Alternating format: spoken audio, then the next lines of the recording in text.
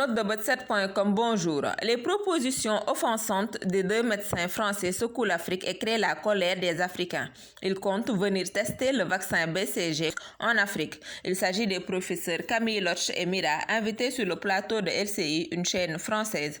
Ils ont décliné leur projet machiavélique en direct. On espère quand même d'avoir des chiffres suffisamment importants pour avoir une valeur statistique. Si je peux être provocateur, est-ce qu'on ne devrait pas faire cette étude en Afrique, où il n'y a pas de masque, pas de traitement, pas de réanimation, un peu comme c'est fait d'ailleurs pour certaines études dans le sida, où chez les prostituées, on essaye des choses parce qu'on sait qu'elles sont hautement exposées et elles ne se protègent pas. Qu'est-ce que vous en pensez ? Alors vous avez raison, et d'ailleurs on est en train de réfléchir en parallèle à une étude en Afrique justement pour faire ce même type d'approche avec le BCG, un placebo.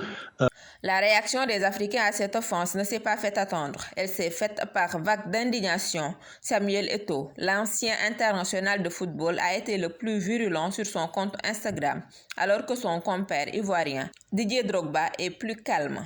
Sur Twitter, il déclare « Il est totalement inconcevable que nous continuions à mettre en garde contre cela.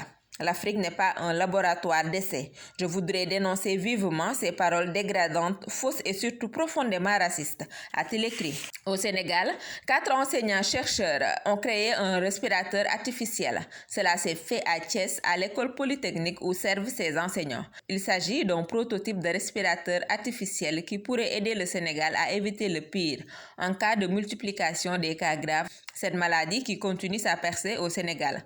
Aujourd'hui, 3 avril, 12 nouveaux cas positifs s'ajoutent à la liste et portent à 139 le nombre de malades sous traitement. Sur 153 tests effectués, 12 sont revenus positifs. Il s'agit de 7 cas importés et 5 cas contacts.